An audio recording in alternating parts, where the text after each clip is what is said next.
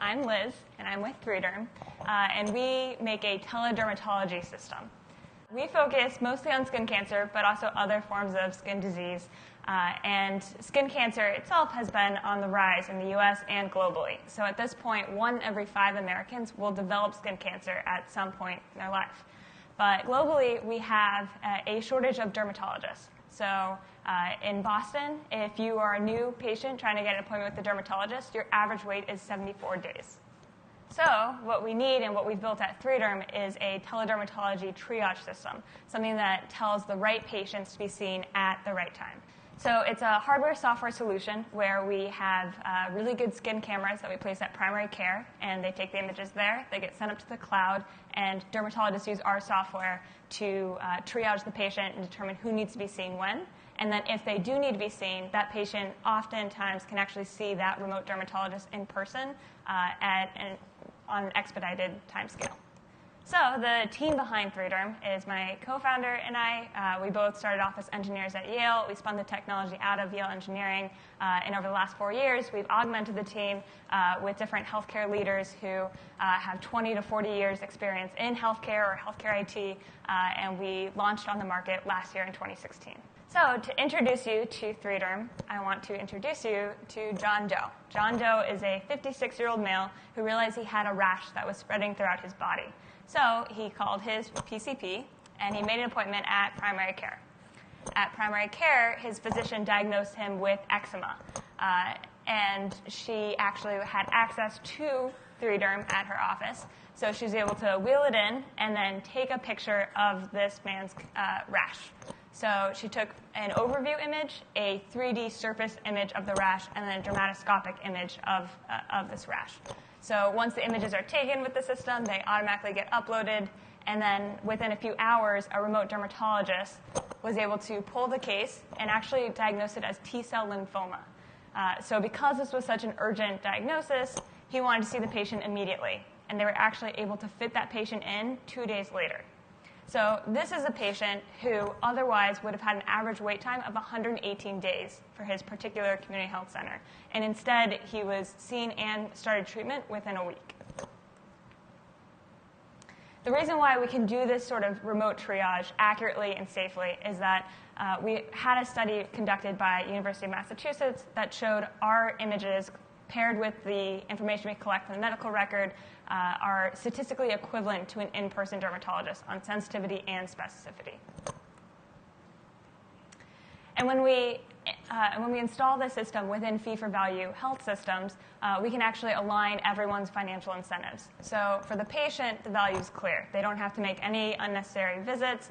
They can save days that they might have taken off of work. And for dermatologists, they're getting this pre-screened line of referrals of patients who really need to be there and likely will require a biopsy or some other reimbursed procedure.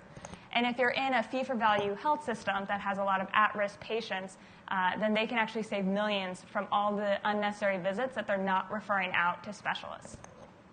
We then charge those health systems, the primary care groups, about $20 per consult in an annual software subscription. These are our paying customers in Massachusetts, where we've installed at different primary care locations. And whenever we make one of these installations, we're building out a network of remote dermatologists and in-person dermatologists in order to treat the consults that are coming through our system. But what we've realized is that one of the rate-limiting factors to expanding this model to other states and other reimbursement models is having to build out these networks of reimbursed remote dermatologists. So the work that we've been doing with Philips is actually exploring the possibilities of adding on a diagnostic aid that can do some of this remote triage automatically through software. And we were helped out a few months ago when a study coming out of Stanford, published in Nature, showed that you could take 140,000 publicly available tagged skin images, pass it through an open source neural net, and create a skin disease classifier that when you then took really good images of skin, pass it into this classifier, you could beat out board-certified dermatologists. Now, the major limitation here is that no human takes images that look like that on any sort of repeatable basis under any sort of lighting condition. But what we realize is that 3Derm does. So our proposed work as we move into this field is to not only use the publicly available database of the 140,000 images, but also train the same sort of open source neural net with our images, create a proprietary classifier that we could then feed any 3-derm image into, taken by any one of our devices, and potentially outscore even the Stanford study in terms of accuracy when compared to a dermatologist.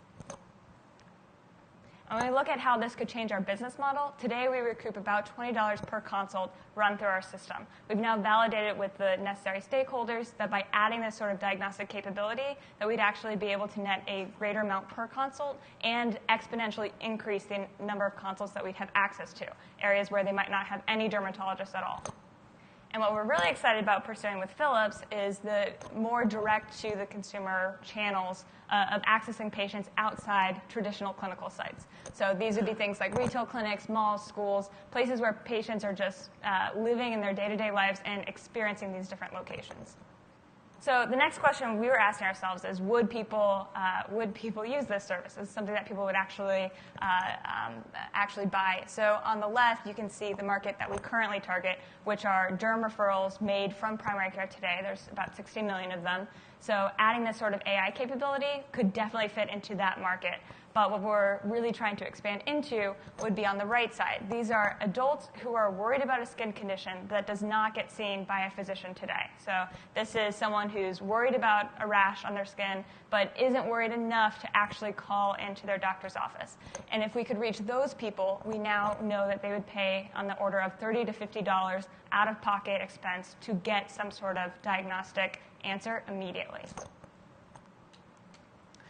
But because exploring this entire AI pathway opens up an entire regulatory path that we don't have to go through today, there's an amount of risk that's tied to it.